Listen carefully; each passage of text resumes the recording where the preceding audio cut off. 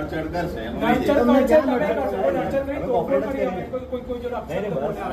તમે સાહેબ તરીકે છોકરાને આવું તમે આવું કહો છો કે અમે તમે ઉચકી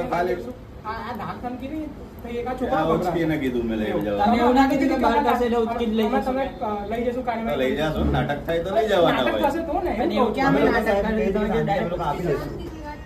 મેડમ અમે શાંતિથી વાત કરીએ છીએ અમે તમે અમારા કોઈ દુશ્મન નથી અમે અમારી રજૂઆત લઈને આવ્યા તમે તમારી ફરજ બજાવો અમે અમારી ફરજ એટલે બજાવીએ રજૂઆત લઈને આવ્યા છે કારણ કે આ યુનિવર્સિટીના સત્તાવીસો સાંભળતા નથી અને અમે આ ચોથી વાર આવ્યા છે અને જો અમારે કંઈક કરવાનું હોય તો બહારથી જ અમે કરીને આવતા તો અમે શાંતિપૂર્વક આવ્યા અને અમે આવીને ત્યાં રિસેપ્શન પર કીધું આપણે એ જવાબ નથી આપતા તેને પૂછો ને તમારી ઉપર અમારે ક્યાં જવાનું તમારી વાત સાચી પણ એમને એવું કીધું કે તમે વેટિંગ રૂમમાં વેઇટ કરો તમે અહીં વેઇટ કરી રહ્યા બસ તો છો બેસો. તમે કંઈ ખલેલ પહોંચાડી દો તો અમે અમને કહો એવું બેસો તમને આવેદનપત્રની કોપી બી આપેલું છે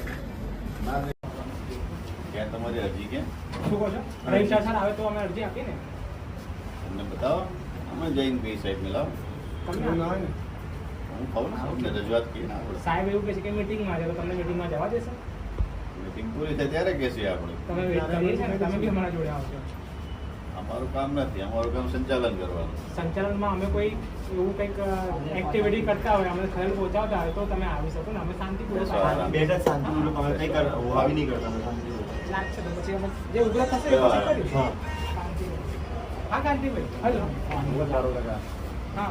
સર સાહેબને હું તમારી મુલાકાત કરાવી દઉં બસ ચાલશે બરાબર તો અમારી બાકી તમારી વાત તમારે મને મળો કે રજિસ્ટ્રાર સાહેબને બધી હરકી વાત છે કારણ કે આ વસ્તુ સરકારની હસ્તક છે કોઈની પાસે તો તમે હારે તો પેપરમાં આવી ગયું છે મેં એવું કહું અગાઉ છું બધા યુનિયને તમને જવાબ બધા વિડીયો આવ્યા જ છે પણ મેં એવું કહું છું આ ભલે સરકારની હસ્તક છે પરંતુ રજિસ્ટ્રાર સરે પરમ દિવસના ઇન્ટરવ્યુમાં જ એમને કીધું હતું કે જે એડમિશન પદ્ધતિ છે યુનિવર્સિટી એમાં સ્વતંત્ર છે એ પોતે કરી શકે છે એમાં કોઈ રોકટોક નથી તો આ જે 50% જે આઉટસાઇડર વિદ્યાર્થીઓનો સમાવેશ કરવાનું કહી રહ્યા છે આ લોકો એ કયા બેઝ પર એ લોકો કહી રહ્યા છે મેં તો કહું છું કે આ યુનિવર્સિટીમાં પ્રથમ હક વડોદરાના વિદ્યાર્થીઓનો જ છે સાહેબ મને ખબર નથી તમને અહીં કેટલા વર્ષ થયા મને 7 વર્ષ થયા મેં મારું ગ્રેજ્યુએશન કર્યું માસ્ટર ગ્રેજ્યુએશન કર્યું બધું એવું લાંબુ નહીં હું સમજી ગયો તમારે એવું સમજવું છે કે રજિસ્ટર સાહેબ જયારે 50% કહે છે કે યુનિવર્સિટી નિર્ણય લઈ શકે નહીં લઈ શકે તો તો- અમારી એ જ રજૂઆત છે કે સાહેબ પાસે અમે જઈએ અમે અમારી જે તો રજૂઆત છે કંઈ અમે કરીએ એ દિવસે એવું કીધું ને કે હા એ યુનિવર્સિટી નિર્ણય લેશે રજિસ્ટર સાહેબ તમને કેમ જાણ બન્યા? હજુ કરાવો. રજિસ્ટર સાહેબ અરે પણ વિડીયોમાં તો કોકને આપ્યો છે અરે ઇન્ટરવ્યુ પણ આપ્યો છે પણ એકવાર અમારી સારું તમારે રજૂઆત કરવી છે ને હા, તો 5 વિદ્યાર્થીઓ અહીં બેસે બાકીનાને બહાર હું પણ બહાર જઈશ જવાનું. કઈ વાંધો નહીં મારા વિદ્યાર્થી તમે બોલાવી લેજો ને 5 જણા આવી જઈશું 100%. 5 જણા આયા રહ્યો બાકીના 12 જાવ અને waiting room માં આપણે તો 5 જણા રહ્યો એમ કહું છું.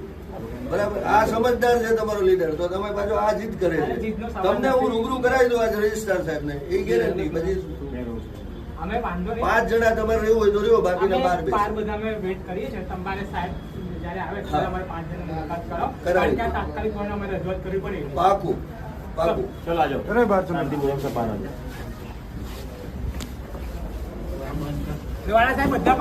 Hello friends I am Pankaj Jaiswal from the Maharaja Sayajirao university of Baroda MS university मैं आप सभी फ्रेंड्स को इन्फॉर्म करना चाहूँगा आज रोज फिर एक बार ऑल गुजरात स्टूडेंट यूनियन के जो मेंबर्स हैं वो लोग यूनिवर्सिटी हेड ऑफिस पर गए थे और हेड ऑफिस पर जाके हमने एक और एप्लीकेशन दी है कि जो एडमिशन प्रोसेस इस साल करने में आएगी 2024 के लिए तो एमएस यूनिवर्सिटी की जो स्थापना की गई थी सर सयाजीराव गायकवाड़ के द्वारा उनका जो एक गोल था वो एक ही था कि वडोदरा सिटी और वडोदरा डिस्ट्रिक्ट के यानी कि जो लोकल स्टूडेंट्स हैं उनको प्रायोरिटी दी जाए यहाँ के स्टूडेंट्स को कहीं और किसी और सिटी में किसी और स्टेट में बैचलर डिग्री कोर्स के लिए जाना ना पड़े कोई और उनको तकलीफ ना आए और ज़्यादा उनको प्रॉब्लम और डिफ़िकल्टी फेस ना करनी पड़े इसलिए ये यूनिवर्सिटी उन्होंने